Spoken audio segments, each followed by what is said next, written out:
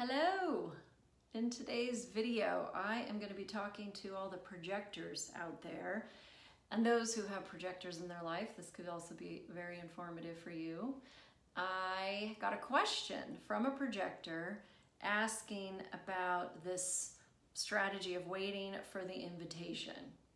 That almost all projectors, when they first learn their projectors, and even probably in the first year or so, dread that this is their strategy, or don't quite understand it, or don't like it. All sorts of different reactions, but hardly anyone I've ever met when I've told them about this strategy have they been thrilled. Like, oh, that sounds great.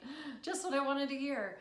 And further in this question that someone asked me, it was, is there anything that you can do as a projector to magnify more invitations, any practices, any techniques? So I'm going to talk to that and just this waiting for the invitation strategy in particular. But I first really want to talk about something that I've noticed not that many projectors really tend to get about themselves and the magical being that you are as a projector. And I'm a projector, so I have been exploring this for a while and trying to understand it and get it and embody it myself. So what I've learned, and it took me some time to get there, but I first heard that projectors are here for others. We're here to guide and see others. It's about the other person. I remember thinking, well, that doesn't feel true to me at all. I'm pretty self-absorbed. I think I'm always trying to figure out myself, constantly seeking to better understand myself. And I don't know if it's really true that I'm super interested in others. But then I started to notice that self-absorption, the deep desire to know myself, is what can happen to a deeply conditioned projector. Especially, obviously, it starts in childhood, that deep conditioning. Projectors are the most conditioned of all the types. We tend to have the most openness. It's very rare, although it does exist, that you might see a projector with 7 or 8 defined centers, but it's quite rare. Most of us don't have a lot of definition, and then we're getting all that conditioning from all those open centers and undefined centers. And if you kind of think about it, conditioning has you not being yourself. It has this not self behavior that comes out, and it ends up blocking the magic of your design and your uniqueness. So if projectors are here to see others, then through conditioning, we're going to become a bit self-obsessed with figuring out who we are, instead of recognizing and beginning to see that you only really see yourself through others. So let me give you an example. You could look at your channels, and it will tell you quite clearly what it is that you basically activate in others, and how you know it is because you see it in them. And you're only going to see it in them, though, if they have really invited you in to have your penetrating aura go into theirs and ignite something. So, for example, I have the 3254 channel. That is the channel of transformation.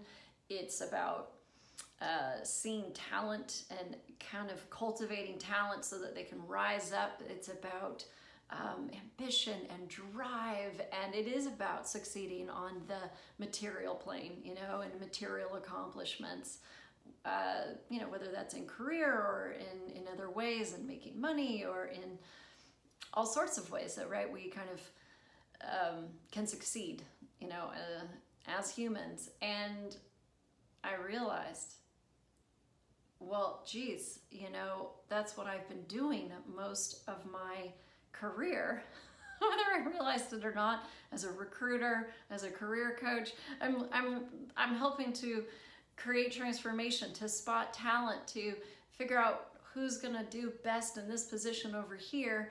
And all the while I'm like, what's my transformation? How do I transform myself? No. Projectors. As an example here, when I see it happening in those around me, it's because it's me being reflected back to me. That's how I'm going to know myself. That's how projectors can know themselves. So look at your channels if you're a projector, or channel if you have only one, and start to see how you notice these things in other people, or you seem to bring this out in other people. That is a reflection of you. Now, this does tie into the invitation, because if you're not seeing it reflected in somebody else, it doesn't mean that it's not part of who you are. It's not part of your gift and what you're here to be in service of. It might just mean that you haven't been invited in to penetrate them so that it can get activated. There can often be a feeling when you are not invited in to somebody's aura that there's either they're ignoring maybe what you're offering, they don't want to hear it, they aren't listening, they aren't asking you, they aren't taking it in some way, maybe even pushing it back at you. Don't want it, no thanks, not interested. That kind of feeling. They might not be actually saying those things, but that's the feeling that you get. So it can really be painful to try to bring whatever you tend to bring into other people's lives and not have it absorbed, accepted, taken in. So, that's where that bitterness, can come in for a projector. Feeling bitter, resentful, frustrated, those are typical feelings of a projector, and it can bring out a real neediness in us to be seen and to have value and to feel like we're contributing in some way. So we push ourselves. We can tend to push ourselves on other people, or try harder, or work longer hours, whatever it is to show that we have this value. But this brings me back to waiting for an invitation. So I see how people can sometimes take this a little too literally, that you literally need to be invited to do something, or be friends with someone, or be in a relationship with someone. And it's actually much more of sensing into whether somebody is opening up to you coming in to interact with them in a way that they say, yeah, I am interested. I am open to what you have to offer, what you bring in to the conversation, to the environment, to the job itself, if it's a job opportunity, to the place that you are inhabiting, your environment. It feels like an open arms, like come on in, a welcome. So you feel it in your body. It's something you have to really attune to as a projector. What is the feeling I'm getting about whether the door has just opened or it's closed? There's that recognition that there's a block or there's a wall between you and another person, or an opportunity. There's just that movement. There's not some transparency. So it's feeling into those things. And, in these invitations that projectors are waiting for are for the big things in life. You don't need to be invited to go have coffee by your friends every single time, and you're never the one to do any of the inviting. I mean, that's taking it way too literally, right? Once you've been invited in, you're in. Now it's like it's free flowing, and you can just bring yourself. You're already in, essentially. So it's like an initiation, like you've been initiated in, and now it's in there, it's done, you've got it. And they say that this is about friendships. This is about, bonding with friendships and in romantic relationships. This is about job opportunities, or any kind of opportunity for that matter, even a place to live, that you want to feel like the place that you might need to move to, or the environment that you're going to be in for a length of time is welcoming. It's like, ooh, this just feels good. You know, you really feel into that. I feel welcomed here. So tips on how to play with this waiting for an invitation. Number one, projectors need to cultivate patience. You can't force that opening, that welcoming, that invitation. You have to really wait and be patient and know that it is coming. And the thing with patience is that your conditioned mind is not going to be patient. You know, the mind is going to want to push you. You know, if it doesn't come on the mind's time frame, it's going to get nervous and think, you know, maybe I should just quickly initiate something. Maybe I should go make something happen so that I can get the invitation, or I can be noticed, or I need to do more, right? That's the conditioned mind that is not trusting life and trusting that you're already attracting people to you.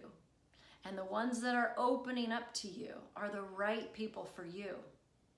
So my second tip is that you can't take it personally if somebody is not opening up to you, or the opportunity isn't opening up to you that your mind, your conditioned mind, thinks that you want.